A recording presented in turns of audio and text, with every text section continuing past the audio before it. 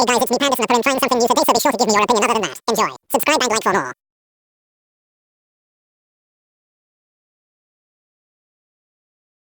Also a little shout out to Nick, go ahead and support him on his channel lolvendje, let's get him to 100 subs.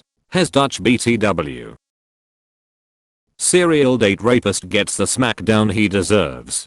TLTR summary, when a dear friend fell victim to a serial date rapist, I get him arrested for drug trafficking with unintended consequences more dire than I had planned. Justice? When people ask, what's the worst thing you've ever done? My mind instantly loads the following story into memory, but I've never shared it. Until now. Obligatory background. I grew up in the Pacific Northwest to an entertainment industry family. I spent a lot of my formative years on the road touring. It was a deceptively conservative life. When I was around 8 or 9 years old, I witnessed a jazz sax player from a band that my dad had booked shoot up and drop dead. This really drove home just say no. High school straight shooter. I played music all through school and started working professionally at a young age. I was pretty much straight edge until college. I got around to reading some Hunter S. Thompson and decided that a bong hit wasn't going to kill me. A few years out of school, around 1991, I started a small indie dance label and recording studio. This was back before every kid with a laptop could record in their bedroom. Anyhow, my company HQ became a favorite hangout for local rave promoters and club kids. I became pretty well connected in that scene. I started experimenting with more and more types of party drugs and subsequently found myself with friends who were either major dealers or dealer adjacent. Untouchable. In this clique there were 3 or 4 dudes who would be considered douchebags. You know the type. Fake tan, steroids, bleached hair, nice cars, etc. There was one dude in particular whom I always got a bad vibe from. As a young man in my 20s I liked sex as much as the next guy if not more, but even when I was out clubbing looking to get laid, I never pushed my agenda, never used coercion, guilt, etc. to manipulate a woman into bed. If I spent $300 on dinner, I never felt like they owed me something. The only expectation I had was, if you make the date, show up. Which is just good manners. Anyhow, back to the doucher bag. Let's call him Tyler. This guy had a great sense of humor, the kind of good looks that make straight boys say damn, money, and a politically connected family. During the time I owned my label I also played in jazz clubs in our city. One of the venues was this really cool martini bar. One of the bartenders was this super cute, bubbly, bright, and just downright fun girl. I met her in the rave scene, but got to know her through my jazz gig. She was super flirty, but was super old-fashioned. I'm not saying she was waiting for marriage, but close. She had grown up in a really small town and never really encountered bad people in her daily life, so she was quite trusting. This all changed when she was date raped by Tyler. He played the long con with this lovely human being. She had very little experience with drugs and sex when she went out with him. He got her whacked out on MDMA, did some pretty messed up things to her, had a buddy take photos, and violate her too. She was never the same after that. PTSD, self-loathing, depression. It was as if he killed her. Turn the other cheek my ass. Tyler told her that she had blacked out and didn't remember being into it, and peppered her with the typical bullshit along the lines of, backquote, I don't have to rape anybody, I get all the girls I want. Along with, nobody will believe you, and even if they did, there's no way I'll get arrested. Etc. Personally, I was bullied a lot as a kid, and I can take a lot of shit and not blink an eye. But when somebody hurts somebody I care about, I tend to lean toward asymmetrical responses. Ironically, Tyler was not a consumer of drugs nor excessive alcohol. This factors into things later. I spoke to 2 people about my plan. One was a major drug trafficker, the other was a member of state law enforcement. The Cliff Notes version of the retribution was, I purchased about $3,500 worth of heroin in pre-packaged / ready for retail baggies. I also got about 10 sheets of really powerful blotter acid. Tyler was attending a birthday party at a restaurant where I knew the valet staff really well. Well, not that well, but I was always an over-the-top kind of tipper. They knew me, knew I knew Tyler, etc. I told them I wanted to pull a prank on him and put something in his car. I slipped the guy a C note and told him it was harmless and wouldn't come back on him. So he agreed. I put the contraband under his passenger seat, gave the keys back and took off, springing the trap. Tyler was a creature of habit and always took the same route home. My friend the state trooper didn't know what I was up to. I simply told him this dude who hangs around my circle of friends was becoming a major drug dealer and it putting my friends in danger. I told him the where and when and left him to his own devices. Around 1:20 AM Tyler gets pulled over and my friend does a DUI check. Tyler went ballistic because he was stone cold sober. The trooper asks if he can search the car. Tyler agrees because he knows his car is clean. He gets arrested for possession intent to distribute, and the legally concealed pistol in his car didn't help either. He fought the law. If he hadn't been such a unfettered asshole, he would have gotten away with no jail time, but he was disrespectful to the judge and got 18 months in prison, not jail, prison. He really was a moron. Instead of keeping his head down, shutting the hell up, and doing his time, he acted like a horse's ass and ended up getting killed. I didn't mean for the revenge to go that far, but I don't feel remorse for how things played out one bit. I hope his rapist ass rots in hell. Some father-son bonding time. What a joy.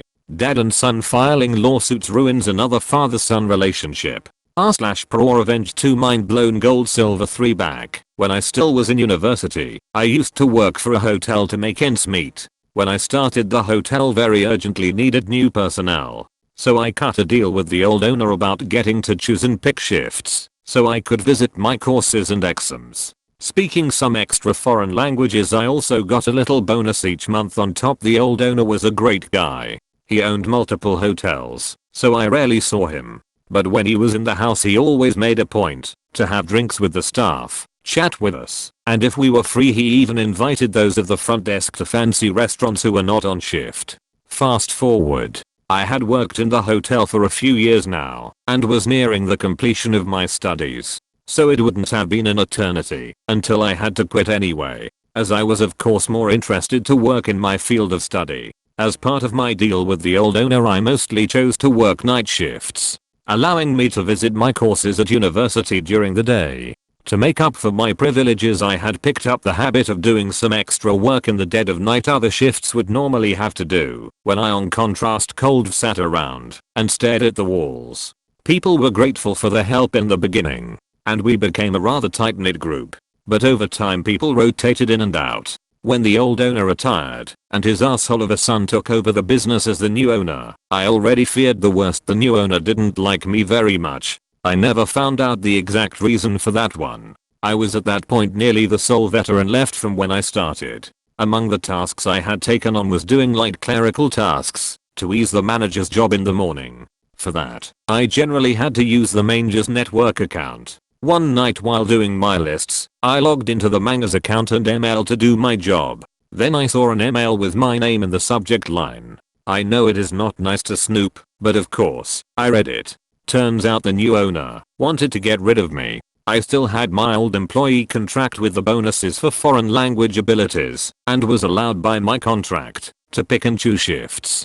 I can only assume these privileges are what made the new owner hate me. No idea if he had other reasons, because to be honest these seem very weak to me. But he couldn't fire me without cause. On top of that, I would be owed severance if fired.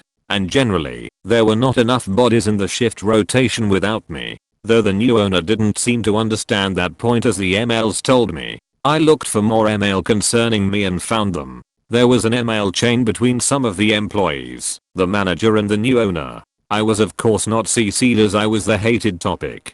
The employees didn't like me hogging the night shifts because those paid better, and for every night you worked you got paid the night bonus. The manager was the only one rather neutral on the matter and just curbed their enthusiasm to get rid of me, as they needed me to be fully staffed. The new owner and my colleagues actively conspired to make a hostile work environment so I would quit of my own volition. I was furious. I thought about a variety of reactions, from egging their cars to burning down the hotel, but I settled on a less crazy method of revenge. I called my uncle at 2 AM asking for advice. My uncle is a lawyer. So for sake of proof, I forwarded myself all the emails. I made photos, printed them out, made copies and filmed the whole deal just to be sure. My uncle told me to sit tight and see if things got worse or if it was just bluster. And so I gave it a few days, and things did take a turn. Snide remarks about my looks, clothing and so on were only the tip of the iceberg. Some of the colleagues were just as professional as before, but the conspirators always left extra work for me or pawned off shit duties they normally had to do on me. I always kept a spare shirt and suit at work just to have a change, which suddenly disappeared. One guy even started to threaten me with violence, but I kept clenching my butt cheeks. I would not give them the satisfaction of saving on the severance or giving in. I'm a big boy after all. I did, however, stop doing any extra work I was not obligated to do, which in the end was the reason they used to fire me. They still had to pay me severance. The next day my uncle, with bundled proof of the email and all documented harassment by my colleagues, served the hotel my lawsuit. It started with wrongful termination and ended with harassment. Reportedly the manager went white as a sheet when he realized where the emails must have come from. The new owner had been on vacation and had to cancel his expensive vacation in France to deal with this. Their counsel advised them to settle, so I accepted my severance and a hefty bonus on top. Enough money to last me until the end of university without work. But that was not all my revenge. I had gone after the new owner's money, but in the next step, I went after the hotel. I had used all the spare time during night shifts alone to document every last violation of city, county, district, state and federal law I could find. That went from minor things like some harmless mold under the kitchen sink to substantial violations like modifications to the building. The building was under a limited form of historical protection by federal law, on the ground of being built and inhabited by somewhat important historical figures a few hundred years back. So every renovation or change in floor plans needs to be signed off on by a committee, which can take ages. There is also a grant paid to the new owner by the government for keeping the building intact as is. So with my uncle's help, I sent documentation of every violation I could find to the corresponding agency. In 1 month everything from health, building code, fire safety to the finance and work police crawled over the hotel. In the end, it was the building and fire inspectors that shut the place down. The new owner had done substantial renovations to the top floor luxury apartments, which he used when he was in town. So the new owner had to pay back the grant, pay fines for unauthorized alterations to the building, endangering his guests, because something wasn't built right according to fire code, and had to close down shop until the building was fixed. I also tipped off a friend who had studied journalism and worked at a local paper. The paper ran an article on all the violations accumulated, which tanked the business once it had reopened, as the newspaper article had led to horrible reviews. In the end, to afford all the fines, repayments and building cost, the new owner sold the hotel. As the cherry on top, all the assholes who had tried to harass me out lost their job. Granted, the people who didn't do anything to me lost their jobs too, but didn't do anything to stand up for me or help me either. So I don't feel too much remorse. And the revenge cherry on top was that the new owner, whenever he was in town, used to bring home escorts, which in my country is not illegal, but he was married. It took some doing to get that information to the new owner's wife, but one of my former colleagues, who had quit before this had all happened, had her email. So I let her know what the new owner was up to when he was out of town. I don't know what exactly happened, but they did divorce in the end. Make of that what you will. TL. Doctor, new boss dislikes me. I wait until I get fired to sue him for encouraging other employees to make my life miserable, so I'd quit. I take my severance and a hefty settlement. Then I send proof and a list of violations that the hotel is not up to code to the according agencies. The hotel gets shut down. To pay for fines and to get it back up to code, hotel needs to be sold. Arsehole colleagues lose their jobs. Lastly, I know boss cheated on his wife with escorts, which I'll let the wife know. Marriage blow up. Thanks for watching. See you next time.